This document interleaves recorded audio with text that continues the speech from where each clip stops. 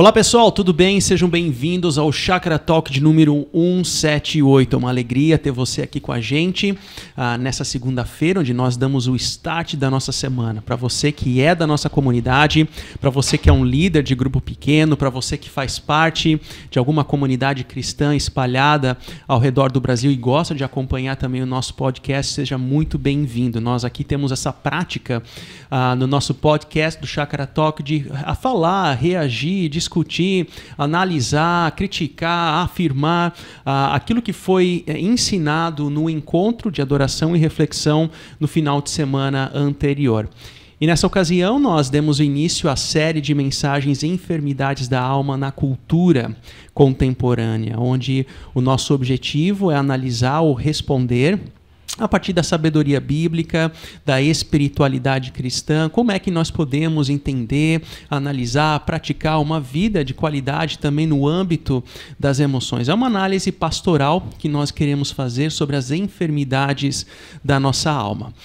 Ontem nós demos início, então, ao pontapé inicial à nossa série com o tema da ansiedade. Mas antes de a gente discutir, analisar um pouco desse tema que é tão fervente em nosso meio, na sociedade brasileira. O Brasil é um dos países mais ansiosos do mundo, existem estatísticas nessa direção, nós não precisamos nem ficar enfatizando muitos números, porque é uma realidade presente e ponto final. Mas antes de nós darmos início então a nosso bate-papo aqui, eu quero saudar então os meus colegas pastores da equipe pastoral que estarão aqui comigo também para a gente discutir sobre esse tema. E aí, Rômulo, como é que estão as coisas? Tudo bem? Graças a Deus, tudo jóia. Alegria estar com vocês aqui. Privilégio. Que bom, eu acho que tenho a impressão que é o primeiro podcast que eu faço com você, né? Ou não, talvez já fiz outro, mas enfim. Sim, é o primeiro. O Rômulo é a nossa nova aquisição aqui na nossa equipe pastoral, é uma alegria muito grande, né? Ter o Rômulo na nossa equipe, então eu também tive a oportunidade de estar preparando a mensagem ao longo da semana passada junto com ele, conhecer um pouco mais dele, da sabedoria dele. Então nós estamos muito, muito felizes aí com o Rômulo na nossa equipe, né? E o Hugo? E aí, Hugo, como é que estão as coisas? Tudo jóia? Tudo jóia. O molecada tá bem em casa, Tamara tá bem, e todo mundo vem perguntar assim, e o dente da Ive? Né? Gente, tá tudo bem, reimplantou o dente, deu para salvar, graças a Deus. Filhos, mas que legal. Então, pessoal, nós tivemos como ponto de partida nesse domingo, ou nesse final de semana, né, porque nós temos os encontros também aos sábados, sobre o tema da ansiedade e de uma forma bem geral, né, o que nós analisamos ou qual caminho que nós seguimos a partir dessa reflexão. Nós discutimos algumas razões da ansiedade, razões que nós temos ao sentir ansiedade, inseguranças financeiras ou questões relacionadas ao trabalho ou preocupações relacionadas à saúde e assim por diante, né? Então todos nós estamos imersos em situações onde cá ou lá nós teremos ansiedades, né? Preocupações relativas a assuntos no futuro. Aí nós conceituamos, né, a ansiedade. Então fizemos uma catalogação em 3 tipos, é claro que não é uma lista concluída, né, ou finalizada, né, por assim dizer, onde existe uma ansiedade dita como normal, entre aspas, eu não gosto muito do termo, mas dá para entender o caminho, onde é aquela ansiedade natural que nós temos como um sinal de alerta, né? Quando eu era criança, eu gostava de assistir o Homem-Aranha, e o Homem-Aranha tinha um sinal de alerta, né? Ele percebia o que estava acontecendo ao redor, né? Então, assim, sentido aranha. Sentido aranha, né? Então, a ansiedade é isso. Então, na minha interpretação, aqui a ansiedade é parte da boa criação de Deus, no sentido de que ela nos faz perceber situações que podem nos representar perigo, caso contrário, nós não teríamos filtro, né, nos nossos relacionamentos, nas nossas relações e assim por diante. Existe um segundo tipo que nós catalogamos como patológica, né? Interessante que logo após um dos encontros, um rapaz veio falar comigo, a minha mãe se encontra aqui, a minha mãe se encontra nessa, mas eu nunca ouvi falar desse tipo de ansiedade patológica. E um terceiro tipo que tem a ver com a ansiedade e pecado. É claro, nós não estamos falando de partes estanques, né, como se a vida fosse assim departamentalizada, mas essas catalogações nos ajudam a entender um pouco para onde nós queremos caminhar, né? quando a gente fala nessa ansiedade e pecado, tem a ver com as dúvidas que nós temos. Será que Deus realmente está caminhando comigo? Será que de fato nós temos a providência divina nas nossas vidas? E assim por diante. Então, logo em seguida, nós fomos para o texto bíblico, né, de Mateus 6, do Sermão do Monte, onde Jesus fala sobre as preocupações da vida. Exploramos um pouco também dos chamados, o que nós chamamos de gatilhos da ansiedade, né, uma interpretação ali das perguntas que Jesus realiza também nesse texto. E, por fim, como, na prática, lidar com a ansiedade. Hugo, você que esteve presente em boa parte dos encontros, assistiu pelo menos 3 vezes as pregações, que insight, o que você acha que é mais importante, que a gente pode ter como ponto de partida no nosso bate-papo? Uhum. Primeiro, parabéns, eu acho que é um desafio pregar sobre a ansiedade, ainda mais porque nós somos parte dessa sociedade brasileira onde nós vivemos, né, nesse contexto de ansiedade. Nós também experimentamos isso. E uma das coisas que me chamou a atenção é a palavra ansiedade. Ali, não se preocupem, não andeis ansiosos, né, como a revista atualizada diz, né, de que ela, no original, ela pode ser traduzida ou não estrangule, não sufoque, né, a sua própria vida. Então, isso eu achei bem interessante, porque é o que a ansiedade faz. Né? Eu já tive momentos em respiração ofegante, né? Uma palpitação no coração, que é aquela preocupação com o que eu vou fazer depois, as próximas tarefas em relação à agenda, a preocupação em relação ao futuro, né? Época de seminário, último ano, para que igreja que eu vou ser ordenado, não vou ser ordenado, né? Então, situações ou transições também, né, da vida. Isso me chamou a atenção. E depois a prática de ter clareza, né, em relação às incertezas. O que eu tenho clareza hoje? Eu achei isso muito importante. Porque muitas pessoas elas não colocam no papel e não clarificam a fonte das suas ansiedades. Por que eu estou ansioso? Qual que é a fonte? E, ok, eu não vou controlar o meu futuro, mas a minha situação de vida é essa hoje, Deus está conduzindo, e qual é o meu papel? E tem hora que o meu papel é confiar em Deus, na provisão de Deus, e Deus está me ajudando a esperar. E as partes práticas da oração, memorização de versículos, muitas pessoas acham isso clichê, mas não é clichê. Né? Como a gente no final do encontro viu, lancem sobre Jesus toda a sua ansiedade por meio da oração. Isso não é clichê. Deus é um Deus que se importa com a gente. Então, eu acredito que mostrar que a ansiedade faz parte da vida e Deus sabe. Segundo, apontar caminhos de clareza e de que muitas vezes a gente não está no controle da situação.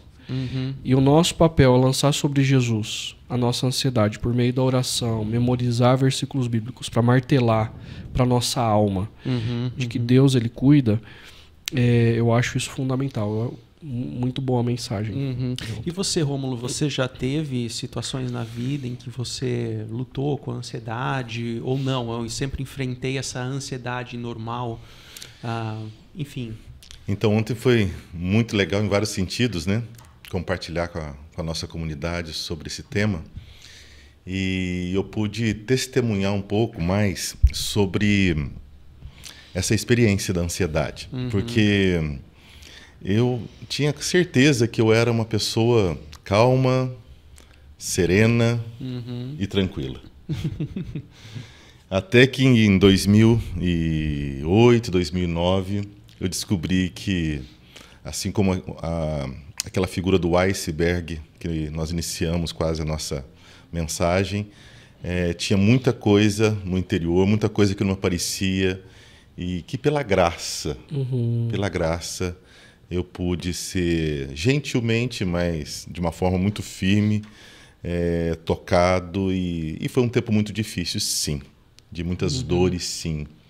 E eu descobri que eu era muito, muito ansioso, né?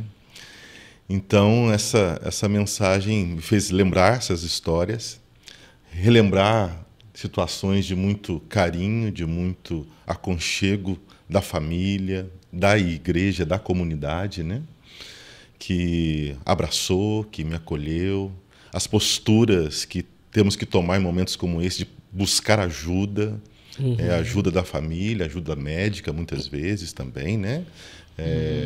Mas focando na questão dessa ansiedade e pecado, uma das coisas que eu entendi é como essas coisas nos distraem do Pai.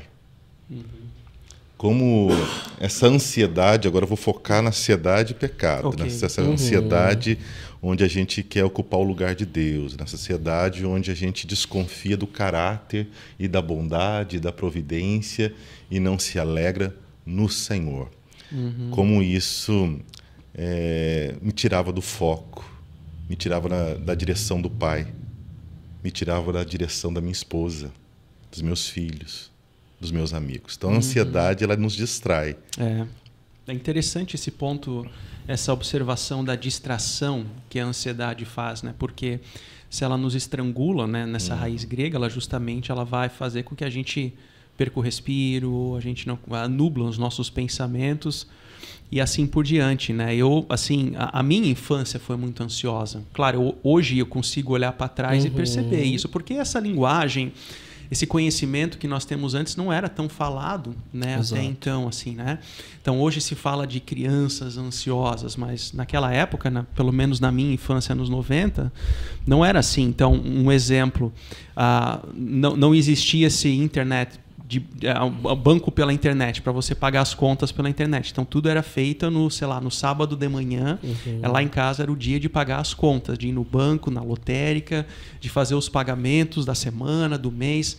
E aquilo era uma correria. Assim, aquele centro da cidade era cheio, era aquela intensidade de pessoas em todos os lugares. Então, aquilo, só de lembrar daquela correria, aquilo me dava uma ansiedade muito grande, assim, uma aflição, uma angústia, né? E eu, particularmente, tive uma professora de matemática que ela era muito cruel. Assim, ela fazia você ir no quadro, resolver as questões. E assim, matemática, para mim, é só alguma coisa abaixo de zero. Assim, né? Não é à toa que sou teólogo. Assim, né? Matemática sempre foi uma dificuldade para mim. E talvez por falta de tato, de percepção dela, enfim, né? Ela assim colocava os alunos para fazer as contas, eu não conseguia, aquela exposição, assim, né? Brigando ao público com todo aquilo me trazia muita ansiedade. Por isso que quando eu vejo uma conta assim, meio que é uma coisa assim para mim, eu não sei nem por onde começar a ler aquilo, né? Porque era algo que trazia muita ansiedade para mim. Claro, existem outros pontos, né, que hoje, com o conhecimento, o acesso que nós temos, eu consigo olhar para trás e perceber isso. Agora, não significa que nós não tenhamos as nossas ansiedades do dia a dia, né? Agora, a questão é a seguinte, eu falei assim que a vida ela não é estanque, né? Aqui é ansiedade normal, aqui é ansiedade pecado. Qual que é o ponto de equilíbrio para a gente não normalizar, para a gente também não cair num fundo legalista, fundamentalista, como se nós pudéssemos encontrar um estado cristalino da vida? Aonde se encontra esse limiar da ansiedade normal e a ansiedade pecado? Bem, eu penso que nós precisamos nos concentrar mais no que Deus está fazendo. Quando eu concentro meus pensamentos no que Deus está fazendo em mim, no que Deus está fazendo no mundo, eu me acalmo mais. A grande questão é quando eu fico focado muito no que eu tenho que fazer, claro, com responsabilidade, com amor, com tudo aquilo que a gente sabe que os cristãos fazem com excelência, né, com carinho, com dedicação. Mas eu penso que nós não podemos perder de vista essa direção certeira de quem é o Senhor da vida, quem realmente coloca o pão, quem que realmente sustenta a nossa casa, quem fez que nós três hoje levantássemos de nossas camas e pudéssemos celebrar com a nossa família e pudéssemos tomar aquele copo de água. Eu lembro de uma experiência nos meus primeiros anos seguindo a Jesus, aquele jovem apaixonado, que eu espero que cada dia seja mais apaixonado, né? Tomado pela essa graça, essa gratidão ao Cristo. Mas eu morava numa casa muito grande e para beber água eu tinha que atravessar essa casa, que era a casa dos meus avós. E eu não sei se a casa era muito grande, mas ou a gente era pequeno, né? Mas ela era grande, sim. E naquele momento, quando eu ia no filtro, naquele filtro de barro, e começava a cair a água, e eu já estava escutando histórias de pessoas que não tinha água para beber. E como eu ficava feliz com a água que caía naquele copo. Parece uma coisa tão simples, né? Tão básica. Mas eu creio que são nessas coisas simples, que é no copo d'água, que a gente começa a dizer obrigado, Senhor. E quando a gente começa a dizer obrigado, Senhor, a gente começa a deixar de ficar focando tanto na gente, no que a gente tem que fazer, e concentra no que Deus está fazendo em nós e no mundo.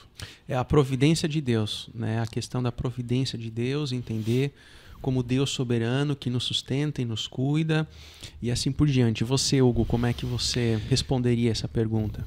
Bom, eu acho que a ansiedade normal é essa ansiedade do dia a dia, que não te consome, que não fica o tempo todo te escravizando, né? Então, por exemplo, de ansiedade, a mulher ela passa 9 meses. E quando o parto vai acontecer, a cesárea ou o parto normal vai acontecer, é aquela expectativa. E é gostoso, né? Uma ansiedade boa. Quando o neném nasce, daí é aquela ansiedade, como é que vai ser, né? Então são coisas que não nos consomem e nos sufocam a vida, né? Não estragulam a vida. E tem começo, meio e fim.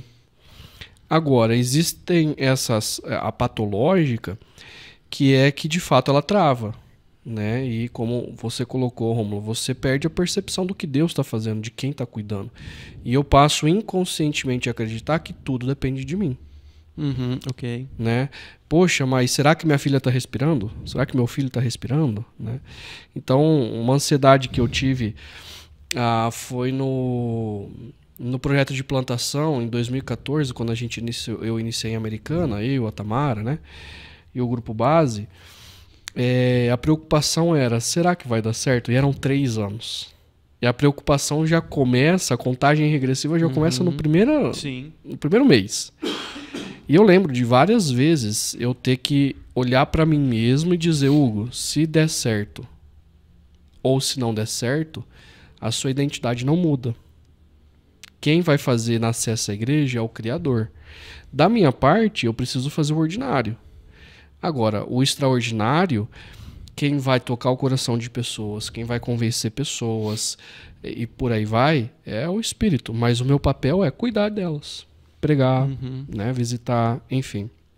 Então, existem momentos onde a ansiedade ela toma conta dos nossos pensamentos, dos nossos sonhos. E tirar férias. A sensação é assim, se eu tirar férias, a coisa morre. Eu aprendi o seguinte, cara, o dono da igreja é Jesus. Eu vou tirar férias, porque é meu papel, biblicamente, cuidar da minha saúde. Cuidar da minha família. Não tem um dia de descanso. O meu papel é cuidar da minha saúde, do meu descanso. Quem vai cuidar da igreja, da empresa, é o próprio Deus. Então, e aí eu preciso descansar, né? Então, eu acho que é nesse sentido que a gente precisa ter discernimento que esses pensamentos estão nos controlando, estão afetando, inclusive, fisicamente a gente. E nós precisamos, ora, de um apoio clínico, psicológico, mas, principalmente, tem a ver com as nossas crenças. Quem está cuidando de mim? Quem está me dando ar para eu respirar? Quem está sustentando a minha empresa? Quem está sustentando a minha igreja? É o Criador. E eu preciso exercitar a minha fé no cuidado dele, na provisão dele. Porque o que acontece? Existem situações na vida em que a pessoa, ok, eu creio no Deus provedor, no Deus criador de todas as coisas, que cuida de mim, mas meu chefe está cobrando que eu entregue o relatório até às 3 da tarde e eu não estou conseguindo fazer isso. Ou então eu estou sendo cobrado para entregar esse projeto em 30 dias, quando num prazo normal é em 40, 50 dias. E aquilo está me trazendo ansiedade. Então nós até podemos aqui chamar isso de uma ansiedade normal, é uma reação normal às diversas situações da vida. Agora, sem entrar muito nesse métier clínico, até mesmo esse tipo de ansiedade, dependendo da frequência, dependendo do tempo, ela pode se transformar em algo também mais patológico, nem que seja, por exemplo, aumento de peso, hipertensão, coisas do tipo assim, né? Exato. Mas entra aqui numa arena mais, digamos científica, da ciência, né? Agora, para mim, eu acho que são dois extremos que a gente precisa evitar, né? O primeiro extremo é aquele que considera a ansiedade como algo normal da vida, vai até para um extremo onde não é a religião que nos oprime com éticas que nós não conseguimos cumprir, sabe aquela visão mais liberal da coisa. E existe o outro extremo, que talvez seja um extremo mais fundamentalista. Não, qualquer tipo de ansiedade é pecado, a ansiedade é pecado e acabou, né? E assim, alguns livros que eu, assim, acompanhando nas pesquisas, iam justamente nesse sentido, né? Como achar um caminho do meio, né, em relação a isso. Então eu creio assim que a ansiedade, o sentido negativo da ansiedade, aquela que nos estrangula, nos afeta, ela está presente na nossa criação, na nossa vida, no mundo, porque nós fazemos parte de um mundo caído. Exato. Então nós estamos suscetíveis a isso.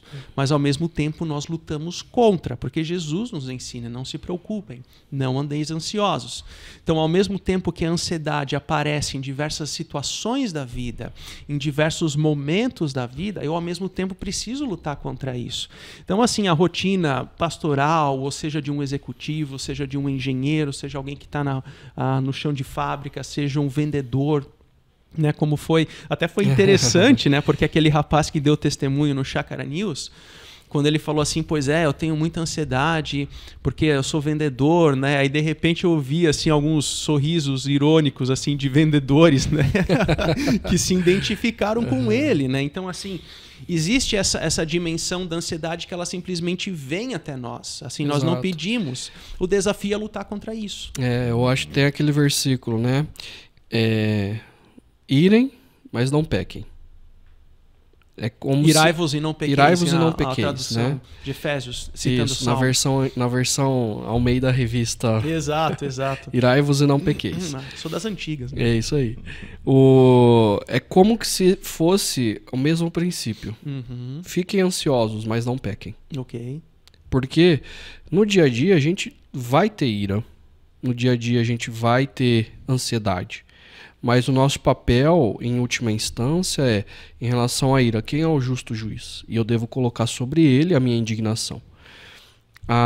Em última instância, quem está cuidando da minha vida? Quem é aquele que está sustentando a minha vida é o Criador. Então, o meu papel é confiar nele. Eu acho que o princípio é exatamente isso do meio termo. Tem como evitar a ansiedade? Não. Mas eu preciso, então, ao mesmo tempo, lidar com ela. Controlá-la. Eu estou aqui ouvindo vocês e pensando assim, nós cristãos, nós não precisamos ficar ansiosos por estar ansiosos. Né? Porque nós cristãos, nós somos aqueles que entendem claramente como nós somos frágeis. E isso nos leva a ser mais serenos e mais gentis conosco e com as pessoas. E é muito interessante a gente olhar para Mateus 6 e ver que ele está nesse contexto maior do Sermão da Montanha. E a gente sempre deixa bem claro que o Sermão da Montanha, essas palavras sábias do Cristo, ele está mostrando que tem um novo tipo de gente no mundo. Que esses é um novo povo, né? É um novo povo. Nova humanidade. Uma nova humanidade. São os cidadãos do céu, são cidadãos do reino, né? E ele vai mostrando como esses cidadãos que estão no mundo, mas não são do mundo no sentido de pertencer ao reino de Deus que não tem fim, como é que eles vivem? o estilo de vida dessas pessoas. E ele, como alguém que realmente sentiu as nossas dores, como homem de dores, que a Bíblia diz, ele não foi à toa que ele trabalhou a questão da ansiedade. Nós citamos um texto que Jesus ficou extremamente ansioso, mas é interessante que essa ansiedade extrema levou-lhe a orar intensamente. Exato, exato. Que talvez seja uma dica bem legal para quando nós estamos ansiosos, né? A nossa oração ser mais intensa do que a nossa ansiedade. Exato. E ele suou sangue.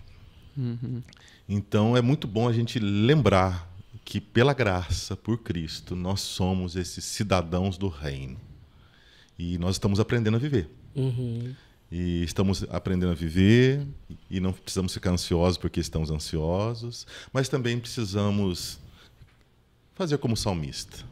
Ô minha alma, por quê? Por que você está inquieta? Por que você está abatida? Exato. Esse questionar-se com sabedoria, com amor, com oração, isso é sabedoria, né? Até quando, Senhor? Como diz o salmista também, até quando?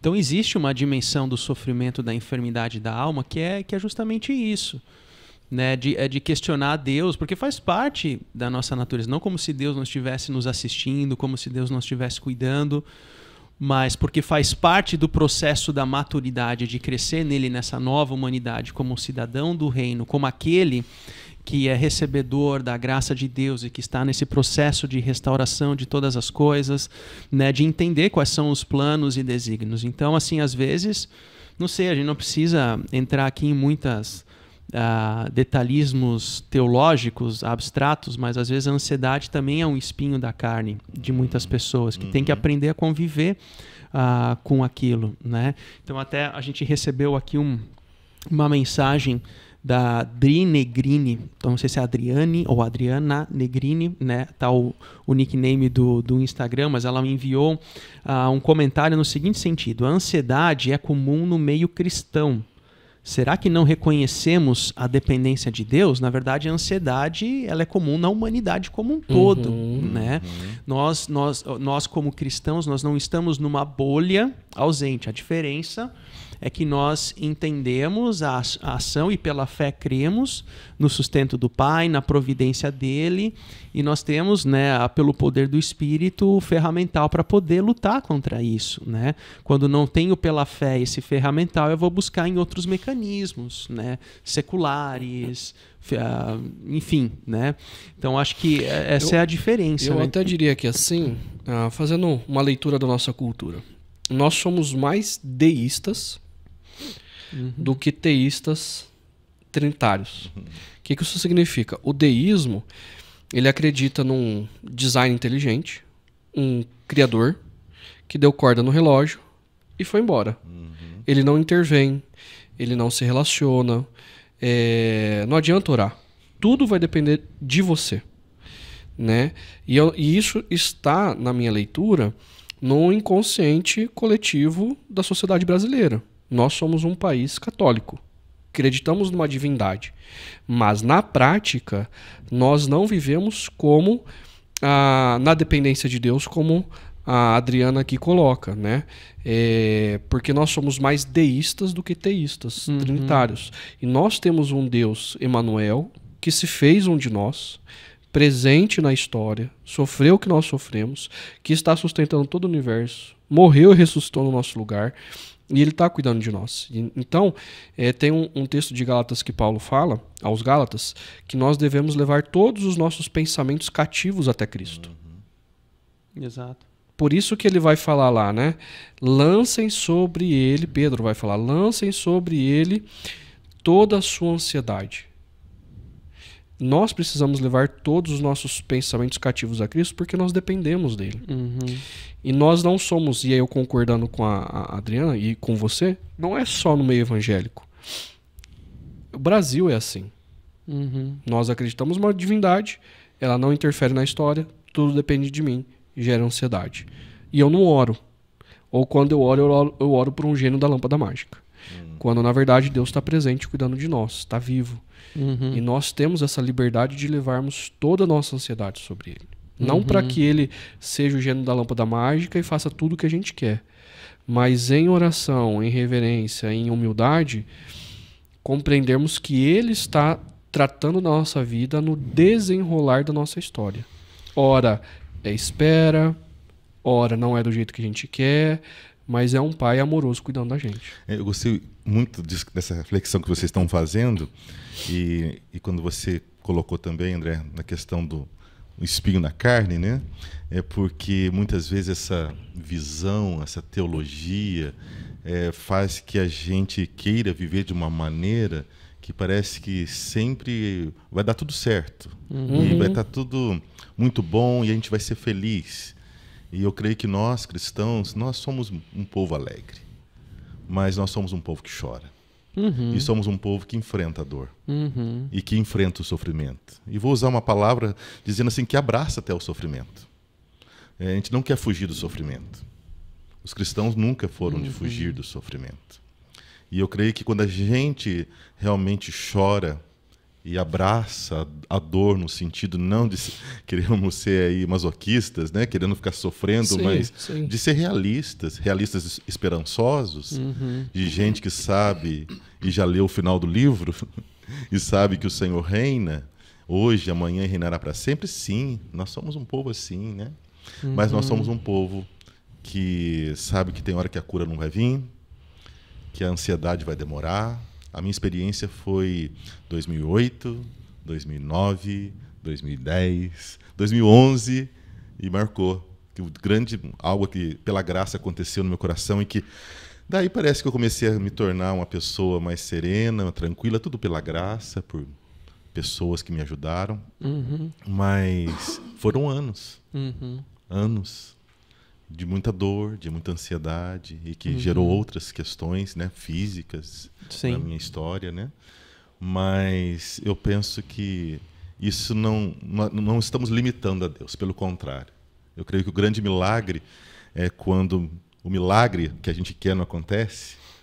Como nós conversamos, Deus não tem um compromisso com os nossos desejos. Ele tem um compromisso com as nossas necessidades, né? Ele tem dado o pão, ele tem dado a água. Ele tem deixado a gente, desde o Éden, ele coloca a roupa na gente. Mas, enfim, nós somos o povo que entende que o milagre está quando as coisas parecem que não estão indo bem, que a saúde não está muito boa, mas que a gente ainda se levanta e louva e diz: louvado seja o Senhor Jesus, porque Ele está comigo e a presença dEle é o melhor da história. Isso que você está falando é a interpretação daquilo que Jesus ensina. Observem as aves do céu, vejam os lírios do campo, né? Nós temos dádivas e bênçãos de Deus diariamente, então é o cuidado e a proteção dele no dia a dia, né? Agora, trazendo para a ansiedade que se faz presente nesse dia a dia, né? Vocês têm alguma... Nós falamos até um pouco de algumas práticas, né, de como lidar com a ansiedade, iniciando com o princípio de Mateus 6,33, de que busquem em primeiro lugar o reino de Deus e a sua justiça, e todas as outras coisas serão acrescentadas, né? Então, buscar o reino de Deus é o ponto de partida quando a gente fala da forma de enfrentar não apenas a ansiedade ou as preocupações da vida, porque é o contexto imediato aqui do texto, mas também outras enfermidades da alma que nós vamos aprofundar ao longo da série. Então, esse é o ponto. Assim, se isso não está claro para mim, essa série assim, ela vai entrar num ouvido e sair no outro, né? Que a dimensão de buscar o reino de Deus, buscar a vontade de Deus, ela é o ponto de partida. E todas as coisas, elas são acrescentadas. Lidar com a ansiedade de forma saudável, de reconhecer a Deus, como você tem essa característica, né, muito bonita de reconhecer e perceber Deus na água, na beleza da criação. Então, isso são coisas que a maturidade, que Deus vai abrindo os nossos olhos para que a gente perceba essas questões também no dia a dia da vida. Isso nos traz paz, né? Isso nos faz perceber a alegria em Deus, né? Agora, falando de formas práticas de lidar com a ansiedade. Então, nós falamos da oração, né? Não como um chavão, mas até mencionamos já aqui brevemente da oração também como forma terapêutica, mas acima de tudo, como forma de crescer em intimidade com Deus. A memorização de versos não como mantra, né? Não é um mantra isso, mas como forma de controlar pensamentos ansiosos em situações de ansiedades, outras, né, que nós abordamos. Teriam outras, porque assim, não é também uma lista concluída aquilo que a gente fez, né? Teriam outras práticas que vocês saberiam compartilhar de experiência própria? Eu acho interessante quando Jesus ele conclui ali, né? Ele coloca duas conclusões no texto. Portanto, a primeira conclusão, não se preocupem. Ele não está dizendo não trabalhem. Não se preocupem como se todas as coisas dependessem de vocês. Segundo, busquem em primeiro lugar o reino de Deus e a sua justiça. E agora, o que é buscar o reino de Deus? É compreender os princípios e valores que ele estabeleceu sobre a criação. Eu preciso trabalhar, eu preciso descansar. Trabalhar 6 dias, descanso 1 dia. Eu preciso agir com a verdade e por aí vai. Então, buscar o reino de Deus nada mais é como viver como um discípulo. Dito isso, uma das duas coisas práticas, André e Rômulo. Uma, muitas pessoas que acabam aconselhando, o pensamento delas estão confusos. Assim como os meus já estiveram por conta da ansiedade. E eu peço para a pessoa fazer um exercício para casa. Você vai para sua casa, vai pegar uma folha 4 em branco. E tudo o que tiver na sua cabeça de ansiedade, você vai colocar no papel. Por quê? Porque nós precisamos tirar da cabeça e pôr no papel. Para a gente poder refletir o que está dentro de nós. Aí eu peço um segundo momento. Agora você categoriza. Isso tem a ver com trabalho, isso tem a ver com família, isso tem a ver com passado... isso tem a ver com o futuro.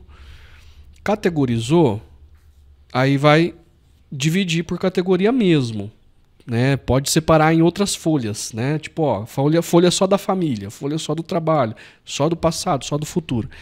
Aí traça um risco. Responsável por resolver aquilo. Porque tem muita coisa que as pessoas elas estão ansiosas e elas não são responsáveis por resolver aquilo. Às vezes é o outro que é responsável por resolver aquilo. Então, por exemplo, um filho que está com um desafio na faculdade e eu estou ansioso por causa do meu filho. Eu tenho alguma coisa para fazer? Não, eu não sou responsável por uma prova, um trabalho do meu filho. Então, aí uma terceira coluna. Qual é a ação que eu devo ter em relação a isso? Porque a pessoa ela vai poder refletir a partir das ansiedades dela e perceber se ela é responsável, se ela precisa fazer alguma coisa por aquilo. Ou alguma coisa do passado. Às vezes é a falta de perdão. Às vezes é a falta de reconciliação, que está gerando ansiedade naquilo. Ou em relação ao futuro. O que eu preciso fazer? Talvez o responsável por determinada situação é o próprio Deus Criador. O meu papel é confiar. Então eu começo a dialogar comigo mesmo e com os meus pensamentos e ansiedades e colocar eles no devido lugar. E o meu pensamento no devido lugar. Agora, indo para uma outra prática. Uma vez eu estava ouvindo o pastor Zéal Machado, um pastor metodista. Ele até falou na nossa conferência, né? Muito bom. Ele falou que ele foi fazer uma aula de saxofone com os filhos dele. E um dos exercícios era deitar no chão e aprender a respirar com o diafragma. E sabe o que aconteceu no exercício, acho que de 5, 10 minutos? Ele dormiu. Por quê? Porque ele não estava respeitando o descanso. Buscar o reino de Deus em primeiro lugar. E o corpo dele estava dizendo, descanse. Eu preciso de descanso. E aquilo me marcou, porque muitas vezes a gente está acreditando que é o dinheiro quem vai sustentar a nossa família, quando na verdade o dinheiro está gerando ansiedade. E quem vai sustentar a nossa família é o nosso pai. Se eu trabalhei 6 dias na semana, se eu fiz com excelência, o que eu preciso fazer no 7º dia? Descansar. E eu preciso dizer para o meu corpo, eu preciso dizer para minha alma, quem me sustenta é o meu Criador. Eu vou descansar. É até uma das dicas, né, que eu quero dar exatamente... Eu roubei sua dica, cara? O sabático. Aqui, eu não vou pegar um pouquinho aqui. Vai lá. É o sabático. Eu creio que nós precisamos olhar para a palavra e voltar e vivenciar de uma forma muito séria e celebrativa o sabático, o sabá, o shabá. O Shabá. Nós precisamos. A nossa geração precisa, sempre precisou. Do início do mundo, a Bíblia diz que o Senhor fez, trabalhou e Deus descansou. E porque nós, as criaturas, nós que por Cristo, os filhos amados, não podemos e não aprendemos a descansar.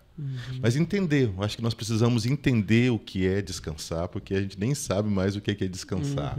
Né? Que é muito mais do que parar para dormir, embora às vezes é também, né? Mas é toda uma prática, é todo um movimento intencional de adoração, creio eu, né? Mas também de perceber quem está perto de mim, de ouvir quem está perto de mim, de cuidar de mim. Enfim, eu acho que talvez um outro podcast a gente possa conversar sobre essa questão.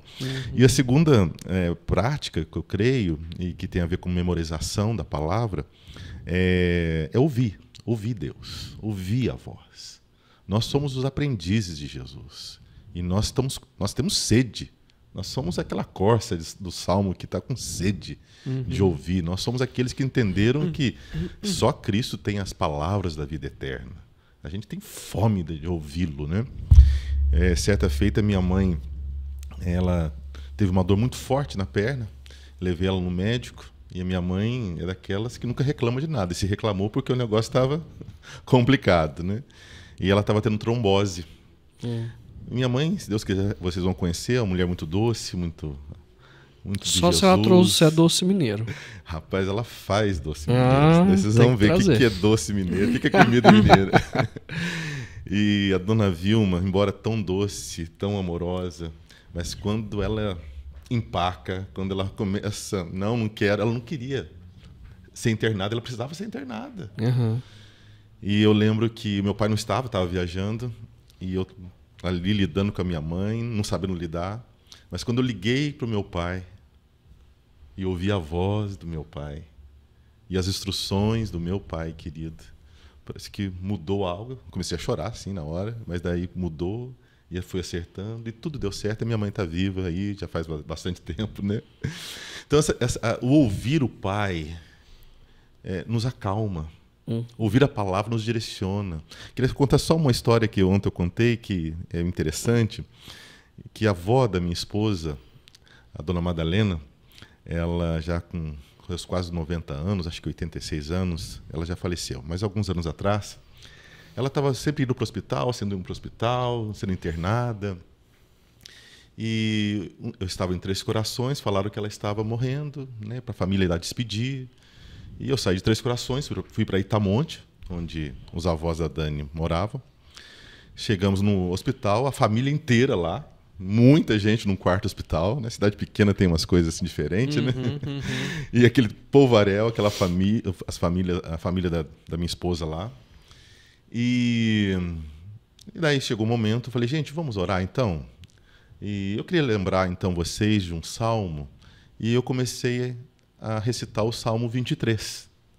E quando eu falei assim, o Senhor, a dona Madalena, que estava com os olhinhos fechados, morre ou não morre, ela abriu os olhos e começou a falar, é o meu pastor e nada me faltará, ainda que eu... Ela da cama começou a recitar os versículos, né? É até engraçado essa postura, mas como a palavra encheu aquela mulher de esperança, eu não estou dizendo que foi isso, mas ela saiu do hospital, voltou para casa, ainda viveu muitos meses, mas a palavra de Deus, nós não podemos esquecer o que o nosso amigo Paulo diz, a palavra, o evangelho é poder de Deus, ou seja, ressuscita mortos, acalma o coração. Então nós precisamos ouvir. Escutar, isso me fez lembrar uma frase do Rubem Alves, que ele diz assim, eu sempre vejo por aí cursos de oratória, mas não vejo curso de escutatória. É isso mesmo. Nós temos dificuldades de escutar e de ouvir, claro, aplicando aqui para o nosso contexto também tem a ver com ouvir a voz de Deus, né? Em situações assim de ansiedade, eu gosto de uma prática que a gente vê no livro de Neemias, né? Porque ele está servindo o rei e ele estava com o coração muito abatido, o rosto triste, né? E o rei percebe aquela situação e pergunta o que está acontecendo.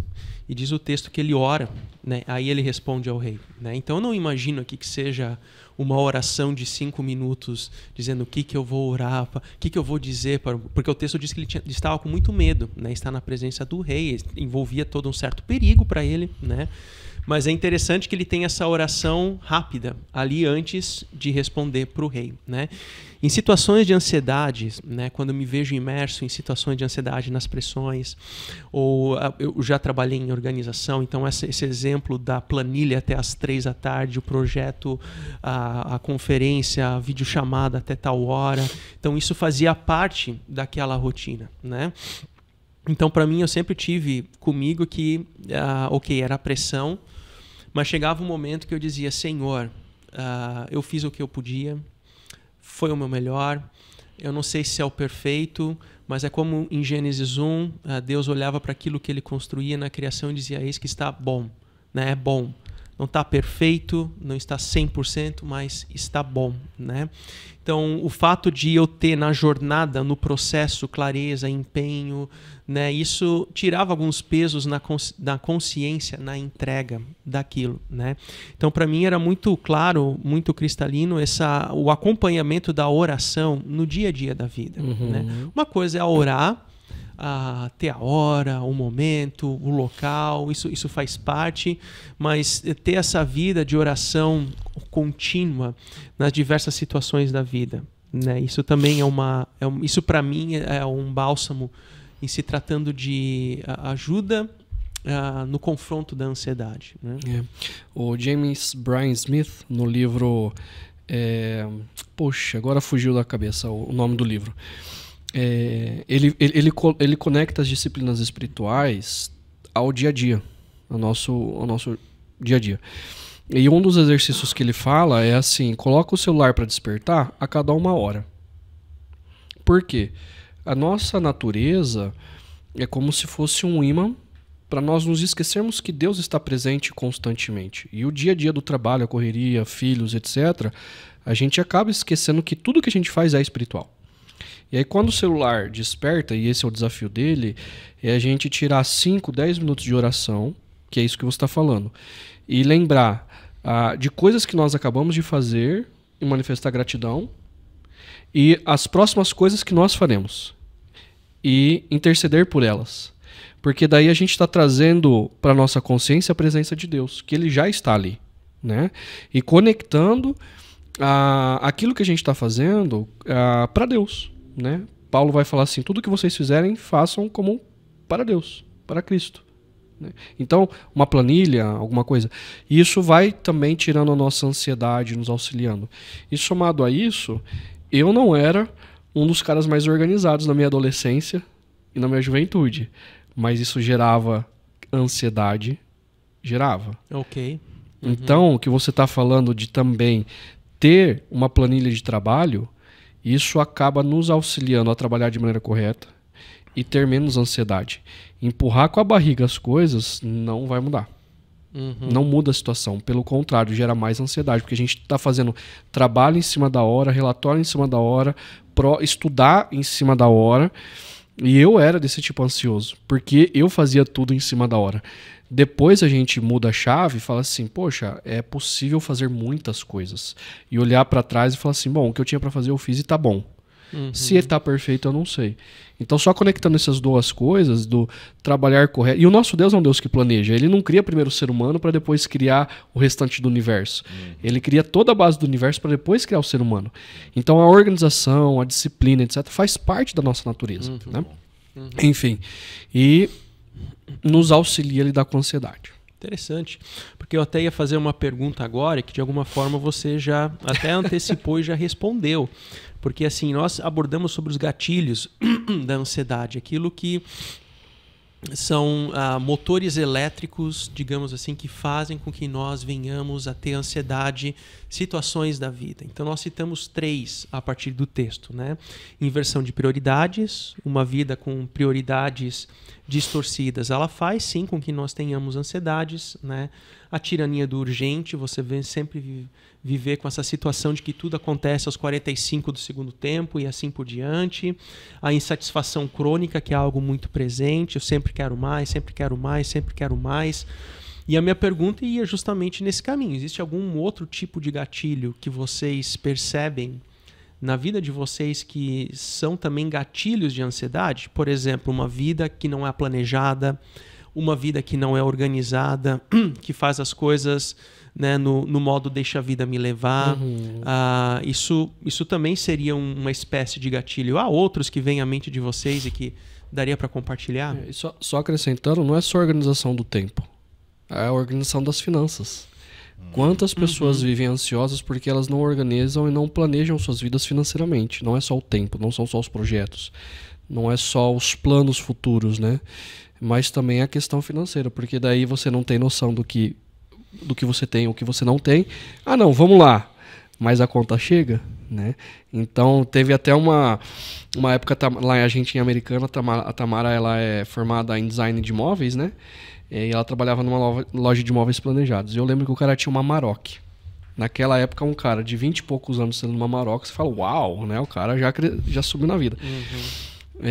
À luz da nossa cultura. E o cara, a tese do cara é o seguinte, não, eu comprei a Amarok e para eu poder... E a parcela é alta. Então isso me motiva a trabalhar. Eu pensei comigo, velho, você é escravo e você não sabe. Porque é uma dívida. Você não é livre. E se no mês que você não tiver aquele bônus, você vendeu e recebeu a sua parte, cara, e aí, como é que não fecha a conta? Né? Então, enfim, que é a questão da inversão de prioridade, de saber o quanto você ganha e gastar direito, gera toda a ansiedade. Eu lembro de um rapaz que uma vez ele apresentou um plano para mim, há muito tempo atrás, sobre os dias em que ele iria trabalhar no ano, quanto que ele ia receber se trabalhasse tantos dias. Era um profissional liberal, mas que atuava na rua, né? Só que um ponto que ele não levou em consideração, que aquela era uma área que chovia muito. Logo, se chovia, ele não poderia trabalhar, né? E havia estatísticas que chovia tanto tempo no ano. Ou seja, se você não antecipa as situações, a vida ela também é feita de antecipar a situação. Ontem nós falamos, nós temos incertezas do futuro. Nós não temos controle, mas nós podemos antecipar cenários, né?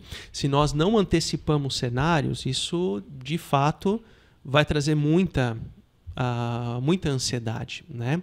E ainda nessa pergunta dos gatilhos, né, antes de passar para o Rômulo, essa Adriana Negrini, ela fez mais um comentário que vai nesse caminho também, porque ela fala, a ansiedade também não seria um ajuste na maturidade, ou seja, a falta de maturidade na espiritualidade ou na vida como um todo, como gatilho de ansiedade. Então, por exemplo, é claro que jogos de videogame hoje, isso é um esporte, é uma realidade em alguns contextos, mas, ao mesmo tempo, os maiores consumidores de videogames não são os adolescentes ou crianças, são adultos dos 25 anos para mais, né?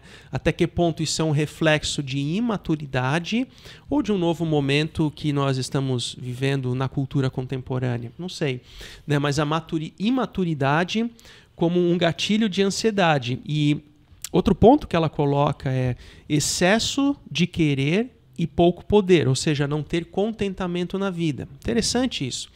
A pessoa que não tem contentamento com aquilo que ela tem hoje, com aquilo que Deus deu hoje, ela vai ter uma vida propensa também à ansiedade, né? Ela sempre vai entender que não, isso não é o melhor, eu precisaria ter... Não, essa casa para mim ela não é boa, eu precisava de uma casa mais ampla. Esse carro para mim não é suficiente, eu preciso de um carro com um câmbio automático e assim por diante, né? Então é a falta de contentamento. Interessante porque na igreja primitiva, nos primeiros séculos da igreja, os cristãos eles tinham essa característica da vida simples. E por vida simples não quer dizer que eles andavam descalços, não quer dizer que eles andavam com roupas rasgadas, meramente. Não. A vida simples é o princípio do contentamento. É o contentamento na vida. Então quando eu olho para os meus desejos, eu queria ter isso ou aquilo que eu não tenho hoje. Eu acho que faz parte do ser humano sonhar, né, com esse ou com aquela situação. Isso até aí é normal. uma vida de falta de contentamento, eu acho que é um problema. E isso pode sim trazer ansiedade, porque isso vai me fazer acordar na segunda-feira de manhã para trabalhar pensando naquilo que eu não tenho. Isso vai me fazer olhar para a folha do salário no 5º dia útil do mês e perceber que com isso aqui eu não vou conseguir comprar aquilo e assim por diante. Então a falta de contentamento como um gatilho, né? Rômulo, alguma outra inserção? Bem, só completando um pouco mais essa questão da simplicidade, e eu creio que a proposta de Cristo, e é uma proposta muito viva, muito clara, muito saudável, é a simplicidade, é viver essa vida de simplicidade, que o Richard Foster ele fala que simplicidade tem a ver em potencializar o nosso tempo, o nosso dinheiro, os nossos dons, aquilo que a gente faz, potencializar, porque quando eu estou com Deus e Deus é a minha prioridade, a minha vocação e aquilo que o Senhor me dá, eu vou realmente querer que aquilo e tudo que sou e faço glorifique o nome dele e abençoe as vidas, né? Um gatilho também que eu gostaria de trazer aqui para nós, e eu quero começar falando, para não poder celebrar a minha mineirês, e que gosto de modo de viola, Almir Sater, nosso poeta, diz: ando devagar porque eu já tive pressa. Leva esse sorriso porque eu já chorei demais. E aí por diante, né, toda essa poesia tão boa dessa música. Mas ando devagar porque já tive pressa. Então um dos gatilhos é ser apressado. Quando eu sou apressado, eu não percebo a Dani. Eu deixo até a Dani para trás, a minha esposa. Eu deixo os filhos para trás, eu não percebo. Eu me deixo para trás, eu deixo meu Deus. Então, eu já citei uma frase, que depois eu vou ver quem que é o autor dessa frase, que diz assim: a pressa não é do diabo, a pressa é o diabo.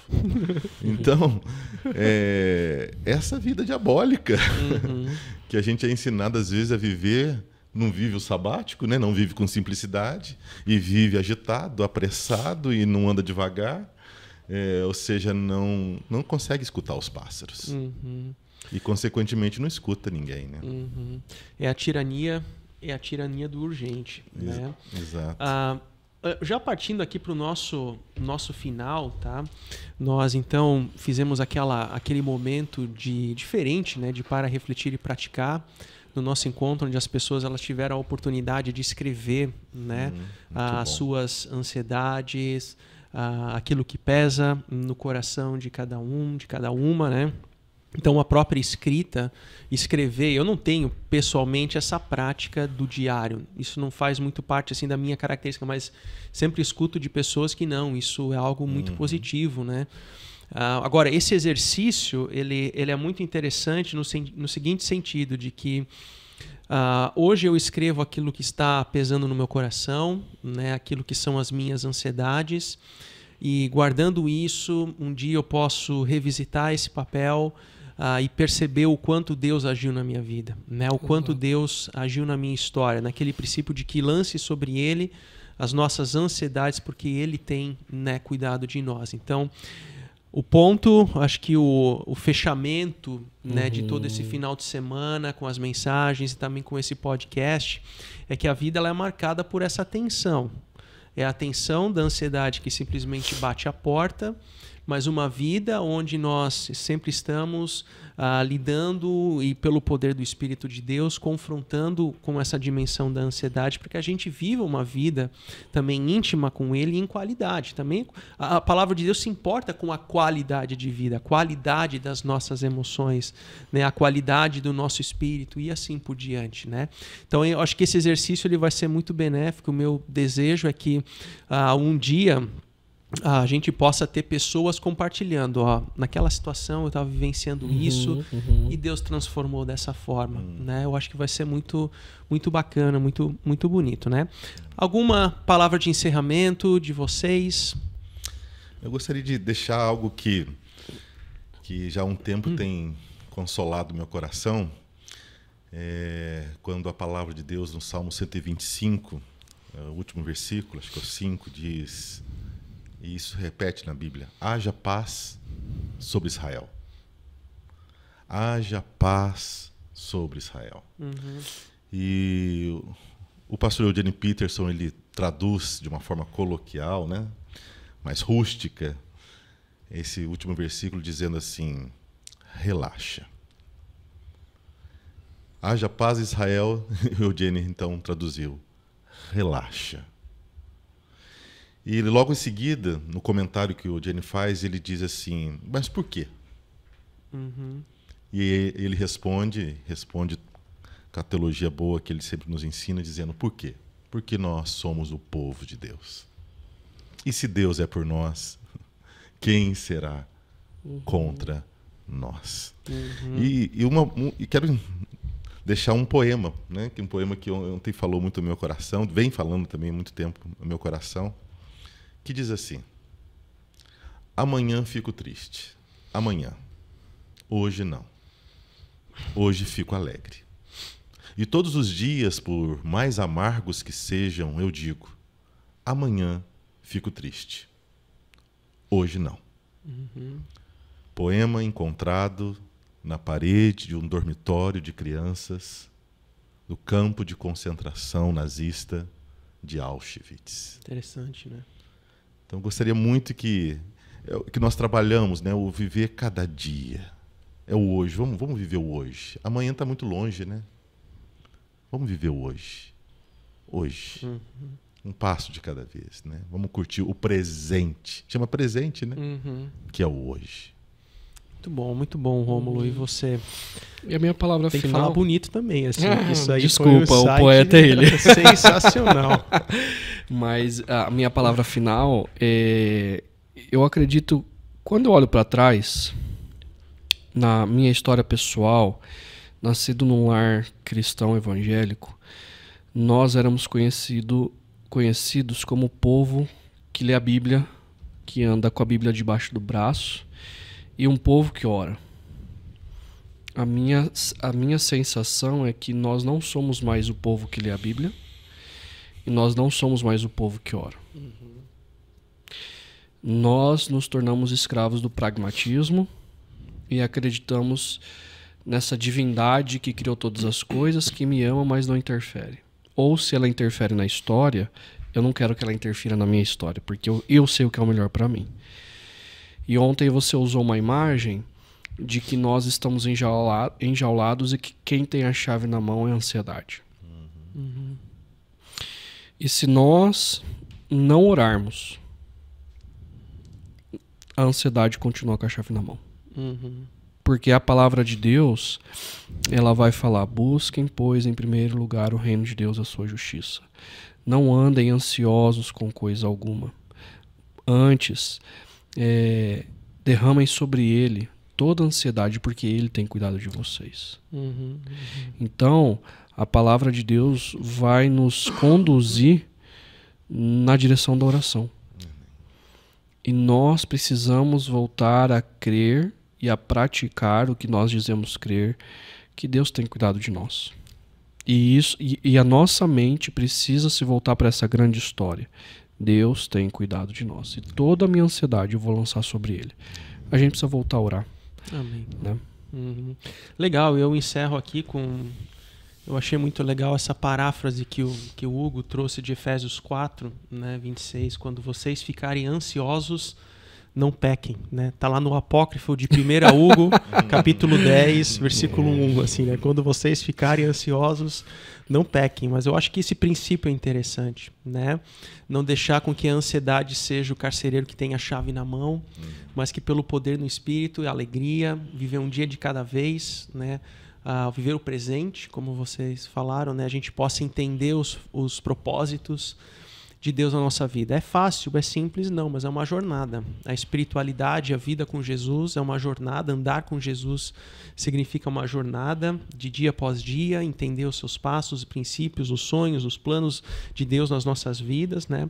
Mas quando a ansiedade chegar, não pequem, né? Não entra numa espiral descendente, mas crê naquele que sabe todas as coisas, que provê em todas as necessidades. e assim por diante.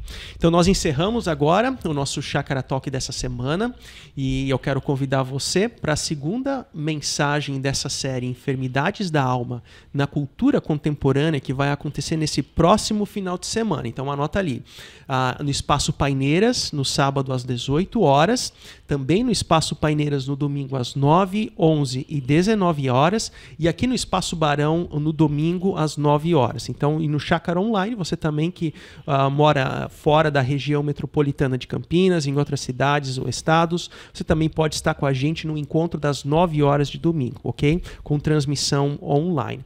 Desejo para você uma ótima, abençoada semana. A gente se vê nos grupos pequenos e que Deus abençoe você e sua família grandemente. Tchau, tchau.